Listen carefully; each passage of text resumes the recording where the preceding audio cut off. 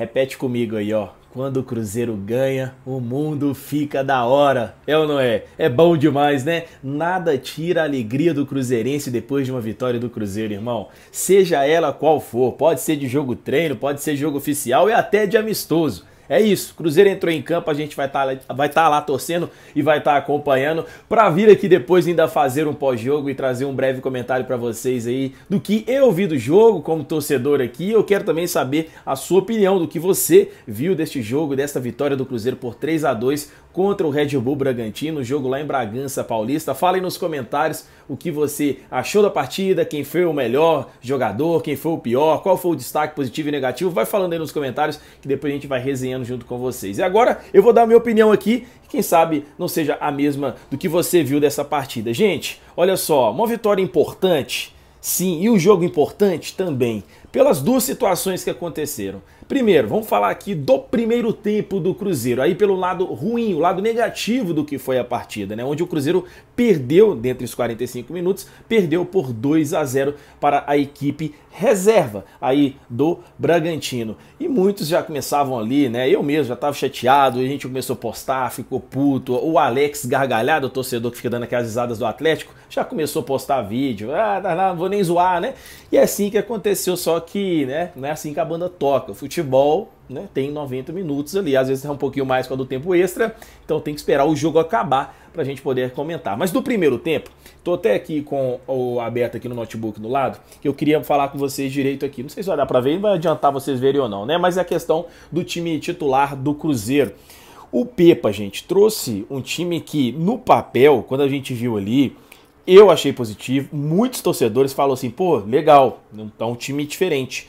Não é que estava muito diferente do Pesolano, mas é porque deu para ver uma formação diferente, uma ideia tática diferente do que ele poderia colocar no time, justamente por ter 4 defensores. Primeiro, você teve o Rafael Cabral no gol, o William lateral direito, Lucas Oliveira e Leandro Castan. E o Leandro Castan ele é um lateral pela esquerda, o Lucas Oliveira é um um zagueiro pela direita e o Castan um zagueiro pela esquerda. E ele teve o Marlon ali pela esquerda. Só que o sistema defensivo ele não é composto apenas por esses zagueiros, né? Porque tem um complemento defensivo que vem dos volantes. E aí foi o ponto muito negativo nesse jogo, que a gente teve a dupla aqui do Marlon e do Richard, que não se encaixaram muito bem. E o Cruzeiro, além disso, pelo esquema como estava jogando, a gente ainda conseguiu ver o William e o Marlon fazendo algumas funções muito mais, às vezes, até como aqueles alas que o Pesolano chegava a usar e deixava a defesa muito fragilizada.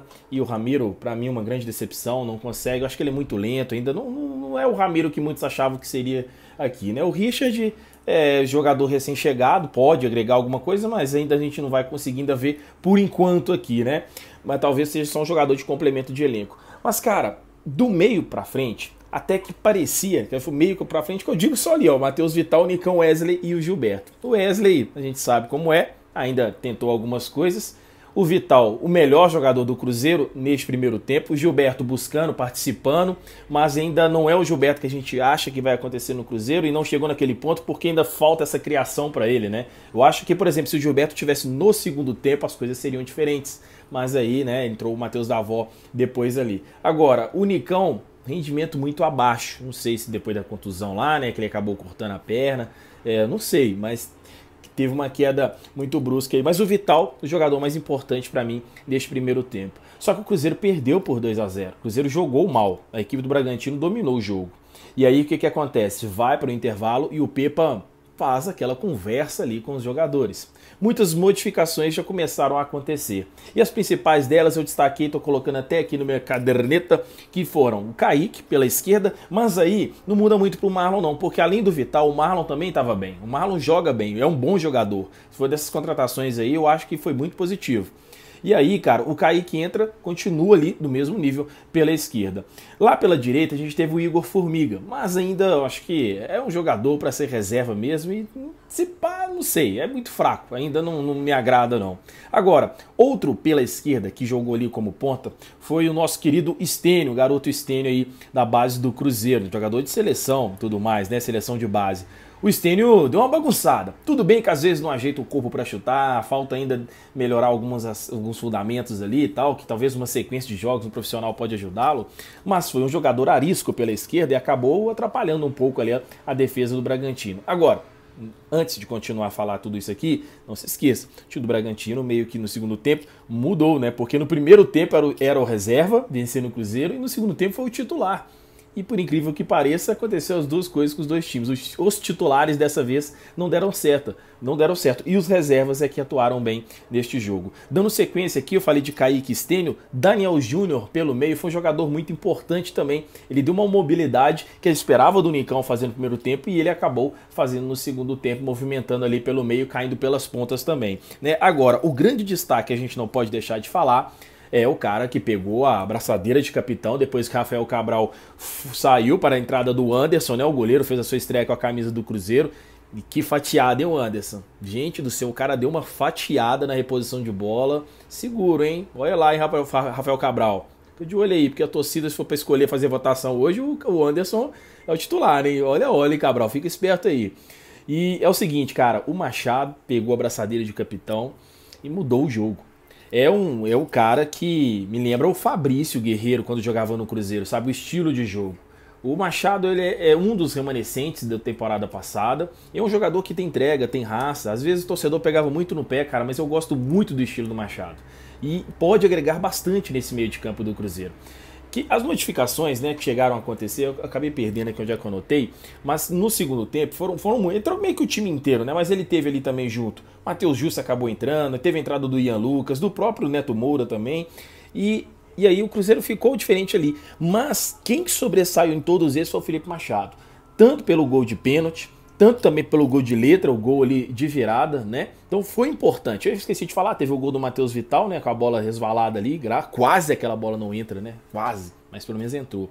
Mas aí, depois, cara, outro jogador que entrou também e fez a diferença, e aí que eu falo com vocês, vamos ter calma, vamos ter paciência. Porque o Bilu entrou na função dele, jogando ali como um atacante ponta aberto pela direita. E foi bem, não foi ruim, ele foi bem, cara. Só que o Pesolano, quando chegou a usá-lo, colocou o cara de ala esquerda. Então, é aquele negócio. Não tô querendo criar expectativa, não tô falando que o cara é bom de bola e tudo mais, mas assim, eu acho que a gente pode ver algo a mais desses jogadores em uma função tática e uma formação tática, uma função dentro de campo diferente. Que é o que foi falado pela diretoria, se livrando de contratações, e é o que foi falado do Pepa, de antes de sugerir ou de falar algo, de extrair o máximo daquilo que pode. E o que também foi falado pelo próprio Paulo Pesolano, que esse time poderia se entregar muito mais aí. Olha só, o Pepa, ao final do jogo, falou que nunca tinha escutado tanta pressão, né? O torcedor já estava xingando ele lá da arquibancada e falou que vai ter que acostumar isso aqui no Brasil, mas falou da intensidade do time, o time não se desligou, e realmente o time não se desligou, assim, teve a sua fragilidade defensiva, que isso já vinha acontecendo, não foi algo de novo para nós cruzeirenses, mas talvez pode ser para o Pepa, conseguiu corrigir dentro do jogo, isso foi interessante. Então, tomara que o Cruzeiro consiga marcar um outro amistoso para a semana que vem, pelo que é o que está sendo falado, antes desse início aí da Copa do Brasil, onde a gente já sabe que vai enfrentar o Náutico e depois ainda tem Corinthians. Então, assim, talvez seria bom dele encontrar um pouco mais, ajustar um pouco mais o ideal daquilo que ele pode ver desse time do Cruzeiro, que ele já viu, na verdade, neste jogo aí. Então, interessante. Olha só, um time aí com o Machado nesse meio de campo, né? Seja o Kaique ou seja o nosso querido Marlon ali também. Agora, o Wesley, e em comparação com o Stênio, eu prefiro ter o Stênio como titular. Tá entregando um pouco mais, por mais ainda que tenha essas coisas a melhorar ainda, né? Muito magro ainda, aí peca algumas coisinhas como finalização e tal, mas ele participa mais efetivamente do ataque do que o Wesley. Então, assim, são coisas que eu acho que pode ir ajustando e esse time vai ficar ideal. Eu acho que o Pepa tá encontrando aí já algo no Cruzeiro, já deu para observar. E os jogadores entenderam taticamente, inclusive até o Machado elogiou bastante ele, o Pepa, né? Por causa do que passa aos jogadores ali. Enfim, galera, é isso. Pós-jogo que eu falei que ia ser breve, tem quase 10 minutos falando aqui. Mas valeu. Vitória do Cruzeiro, deixa a gente sempre feliz, mais alerta, pés no chão. Vou deixar para falar mais ainda no podcast do Cruzeiro nesta quinta-feira ao vivo, 12h30, a gente resenha mais aí.